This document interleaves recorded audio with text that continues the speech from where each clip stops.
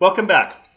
As promised now, I wanted to give some further attention to the textbooks for this course, the ones that are listed for you on the first page of your syllabus. So this will just be a brief additional informative overview of the text so that you know how to orient yourself with them and what their appropriate use for is for the course as you will see in more detail as you proceed through the course. So, as we mentioned in the syllabus video, there are 3 textbooks. Let me talk about each of them in detail.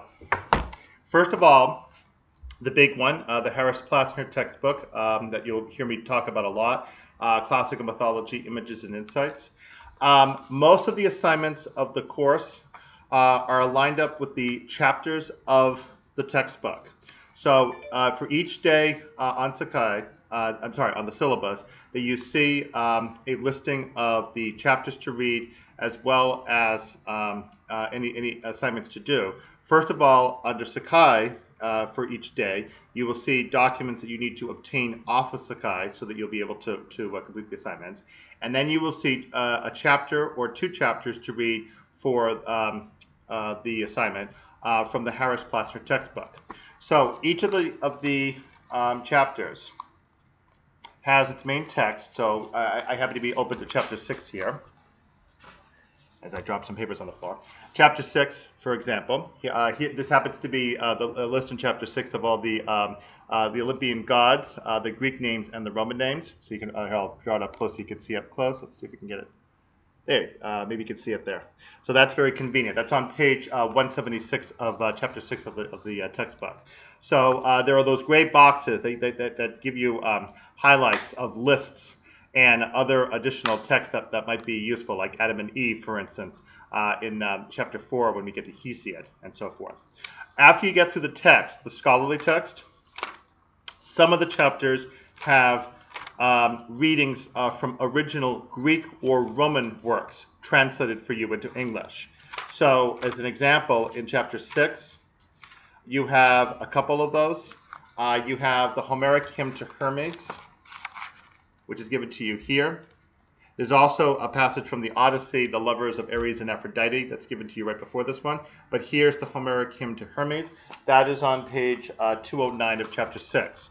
So those Greek translations are the ones you really want to pay attention to, because on your midterm and final, as the next video is going to specify for you, you need to demonstrate that you know those texts, the original Greek works, much more so than what the 2 scholars say in their main chapters. So although the full chapters are assigned, if you find that you're having a difficult time getting through all this because of time constraints or other things, make sure that at least that you focus your attention on the original Greek works and the discussion of those works in the textbooks, plus whatever I say about those works in my videos here. So be sure that you know where to find those, because those are the ones you'll especially need to study when you come to the midterm and the final exams. Okay, so that's how each of the chapters is oriented. Not every chapter has an ancient Greek work. If it doesn't, then you're simply reading the chapter itself for its own information. It's probably background on something about the mythology. But when you do have those Greek works, those are the ones really to pay attention to as far as managing your time properly for completing the assignments here. So there are 21 chapters altogether, and you'll notice that we'll slow down a bit with the chapters when we get to the latter part of the course, because we're going to have a lot of ancient Athenian history to cover in the videos. Plus, we have to pay a lot of attention to the 3 tragedians, Aeschylus, Sophocles, and Euripides, because you're going to have extra assignments due for those. Presentations of the character and the point of view on Medea. Plus, tragedy takes a little bit of extra effort to digest, and we want to pay close attention to it because the tragedies are among the most memorable and helpful depictions of Greek myth that we have from the ancient Greek world. So therefore, we want to watch those carefully. So starting from chapters 14 and on, that second part of the book is where we will be taking our time with the chapters to be sure that you understand ancient Greek stage drama and the tragedies produced within it. Okay, that's the Harris-Platzner textbook. Ken Dowden's work called Uses of Greek Mythology, this one, probably will appear for you in a different cover It's going to be a darker cover, but it is the same book, so that's perfectly fine. This is simply an older edition. This has some extra readings given to you on each day of the syllabus. Make sure that you do complete those. As I told you in the previous video, I won't particularly assign anything from this book, but as far as the exams. But you should be sure that you follow through what he talks about, because it's often quite helpful. Pay attention to Chapter 2 especially. Next day is chapters 1 and 2 for Harris and Platzner. So if you can get these, let's turn it correctly, there we go. If you get this chapter and these theories as well, it will give you more background on how scholars interpret the use of Greek mythology in ancient Greek culture. So be sure you've got that. And a few other things I will mention that you'll come across later. There is a marble from Paros, page 51, and right down here at the bottom, and then page 52. Paros is an island in the Aegean Sea. There was a piece of marble that archaeologists found there that had a lot of very helpful dates and events, even though we're not sure of the full accuracy of any of those. Some of them are quite useful for us. So I make a reference to that at one point. And then at the end of chapter 8,